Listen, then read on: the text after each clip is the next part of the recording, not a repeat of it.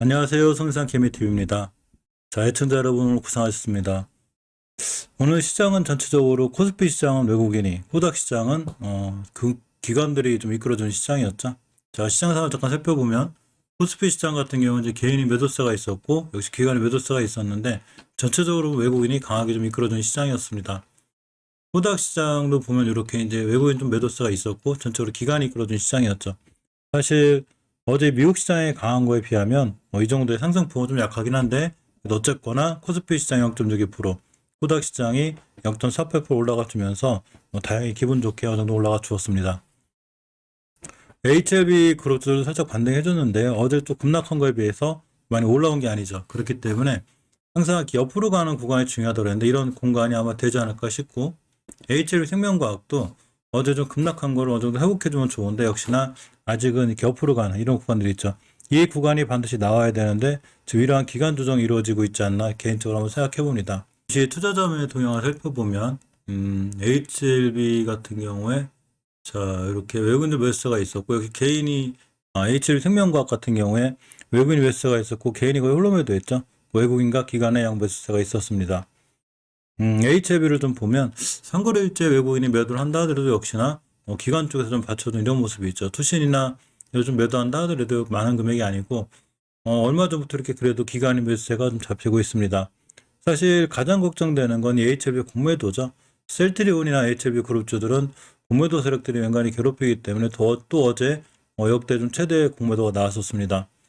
오늘도 HLB가 8%대 줄진 않죠. 지금 이날도 14%, 어제는 사상 최대 16%가 나왔고 오늘은 6%대가 나왔습니다. HLB 생명과학도 보면 어제 22%대가 나왔고 역시 오늘도 5% 이상 나와 있기 때문에 항상 공매도의 위험에 제일 노출되어 있는 게 HLB 그룹주들이에요. 그러니까 이건 항상 어느 정도 감안하셔야 될 것 같아요. 셀트리온 그룹주들도 그렇게 이 유럽에 에레키로나가 승인이 나고 했는데도 불구하고 역시 공매도들이 많이 괴롭히면서 주가가 전체적으로 지지부진하죠. 그만큼 공매도 세력들이 앵간히 괴롭히고 있는 두 회사의 이 주식들입니다. 자, 어쨌건 공매도 세력들이 있다 하더라도 결국은 좀 잘 올라가지고 있고, 물론 많이 떨어진 거에 비해서 올라갔다기보다는 오늘 하루 정도 게 반등해 주는 거죠. 반드시 이 중기적인 그리고 장기적인 추세를 유지해 주는 게 중요한데 역시 오늘도 잘 지켜 주었습니다. 매일매일 종가를 체크해 보는 게 좋죠. 자, 주봉에서는 아직 이전 저점 이탈하지 않고 있지만 역시나 5주선을 회복해주지 못했기 때문에 아직은 추세가 완벽하게 돌아설 수 있다고 보기는 어렵고, 일단 일봉에서 옆으로 가는 공간이 중요한데 당분간 옆으로 행보해 줬으면 하는 이런 마음도 좀 있습니다. HLB 생명과학도 월봉에서 보면 아직은 지켜야 될 자리 20개월 선 자리, 장기적으로 추세를 유지해주는 이 자리를 잘 지켜주고 있고, 역시 주봉 일봉에서도 주봉 같은 경우에서 HLB와 똑같이 5주선 회복 돌파 안착이 중요한데 아직 못해줬기 때문에 아직은 추세가 깔끔하게 돌아섰다고 보기는 힘들고, 일단 이렇게 옆으로 가는 기간 조정이 이루어질 확률이 꽤 큽니다. HLB 제약도 반등을 좀 해주긴 해줬는데 일단 일봉에서의 모습은 좋아요. 일봉에서의 모습은 부드럽게 돌아가는 이런 자리를 아직은 좋고, 자, 주봉에서도 옆으로 가고 있죠. 옆으로 가야 돼요. 요것은 회복을 해줘야 비로소 완벽하게 추세가 전환이 되는데 회복해주지 못하면 이렇게 밀릴 수 있죠. 이 월봉에서 보면 가장 중요하게 깨지 않아도 20개선 깼기 때문에 역시 돌아가 줘야 되는데 오늘 종가상 아직은 돌려주지 못했습니다. 넥스사이언스도 오늘 종가상 10개선이 잘 있고요.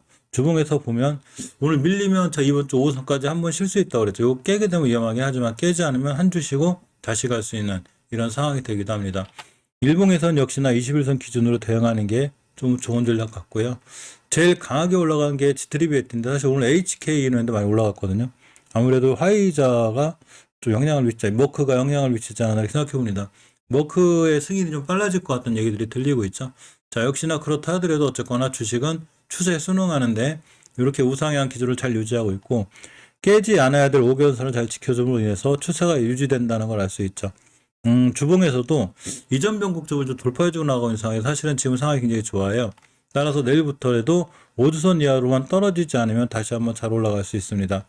이 HLB 테라퓨틱스의 주가를 보면 역시나 일봉에서 20선 떨어졌기 때문에 내일 같은 날 음봉으로 이쁘게 20선 떨어지고 다시 돌아나가면 굉장히 좋은 이런 모습 속에 있을 수 있죠. 현재로서 HLB 그룹주들 중에는 HLB 테라퓨틱스가 상황이 제일 좋습니다. HLB 파워도 제가 꼼꼼히 보라고 그랬죠. 20개선 찍고 돌아나갈 때가 중요한 매수 타이밍이 되는데 역시나 잘 지켜주고 돌아 나가고 있고 주봉에서 오순을 회복해주고 있음으로 해서 중기 추세가 상승으로 전환될 수 있습니다. 일봉에서도 이렇게 이쁘게 원형으로 20분 타고 올라가기 때문에 이제부터는 좀 관심을 갖고 봐야 될 필요가 있는 게 EHLB 파워 주가가 아닌가 이렇게 생각해 보고 EHLB 파워는 1600원대부터 1500원대까지 이전 저점을 이탈하지 않는 한 잘 모아가면 월봉에서 위치가 원체 낮기 때문에 상승 조정 딱 다시 한번 상승할 수 있는 아주 좋은 위치에 있는 게 지금 현재 HLB 파워의 주가 위치라고 볼 수 있습니다. 근간에 이 공시들에 대한 문제가 많죠. 제가 항상 뉴스는 참고사항이고 공시는 회사에서 발표를 한 거기 때문에 정확히 공시를 보는 게 중요하다고 그랬는데 오늘 공시 관련한 기사가 있어서 한번 보려고 합니다. 업다운 뉴스의 출처고요. 김호연 기자님의 글을 잠깐 보면 사실 이 공시에 대한 문제들 때문에 많은 투자자들이 굉장히 힘들어하고 올바른 공시가 우리한테 큰 도움이 되기도 합니다. 자, 7일 업계에 따르면 다수의 제약바이오 기업들이 내년 2월 7일 시행 예정인 금융위, 금감원, 거래소의 제약바이오 업종 기업을 위한 포괄공시 가이드라인을 준수하기 위해 IR, 기업 설명 역량을 강화하고 있다고 그래요. 그러니까 내년 2월 7일부터 이제 새롭게 바뀐 이 포괄공시 가이드라인이 나온다는 얘기죠. 자, 금융당국이 지난해 2월 코닥 시장에 제약바이오 기업을 위한 공시 가이드라인을 마련했는데 이에 따라서 상장사는 공시 규정상 명시되지 않은 사항도 주요 경영사항에 포함되는 경우를 직접 판단해 포괄적으로 공시해야 한다고 합니다. 주요 경영활동에는 임상시험과 품목 허가, 기술 도입, 이전계약, 국책과제, 특허권 계약 등이 포함된다고 하죠. 분류별로 공시할 항목도 구체적으로 제시가 됐다고 합니다. 자, 어쨌거나 쭉 읽어보시면 우리가 이제 주식을 투자하기 위해 사실은 공시를 무시할 수는 없죠. 가장 중요한 투자의 바로미터가 되기 때문에 어쨌거나 포괄적 공시라는 게 웬만한 걸 다 공시하라는 얘기 같아요. 그러니까 너 딱 정확한 한 부분만 하지 말고 그거와 관련된 여러 가지를 다 공시를 해줌으로써 우리 투자자들이 좀 더 올바른 판단을 할 수 있는 자 이런 기회를 주는 게 이런 공시가 새로 바뀐 공시제도가 아닌가 싶고 상당히 이거는 괜찮은 것 같아요. 공시를 정확히 해줘야 투자자들이 어떻게 투자를 할 것인가 그러고 이 회사가 올바른 길을 가는 것인가를 알 수 있기 때문에 허위 공시가 아니라 올바른 공시는 반드시 필요하다고 생각해 봅니다.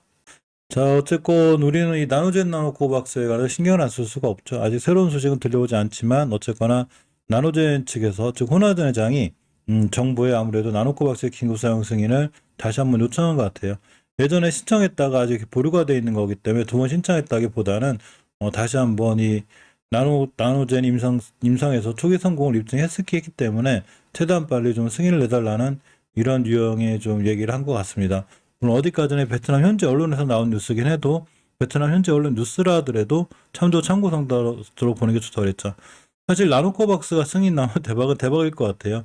가격이 6,150원인데 굉장히 싸고 이렇게 싼 상태에서 만약에 노바백스나 모더나나 화이자급의 보호 용량만 나오면 효과만 좋다면 이 전 세계적으로 굉장히 잘 팔리지 않을까 이런 생각도 해봅니다. 전 세계적으로 팔렸을 때 판권은 HLB가 갖고 있기 때문에 사실 주가에 상당히 좋은 영향을 줄 수 있긴 한데 일단 승인이 먼저 나와야 되겠죠. 저도 매일 뉴스나 기사를 참고해 보고 베트남 관련 기사들도 많이 보는데 아직 이런 소식이 뜨지 않아서 만약에 뜨게 되면 최대한 빨리 영상 만들어서 올려드릴 수 있도록 하겠습니다. 오늘도 좋은 밤 되시기 바랍니다. 감사합니다.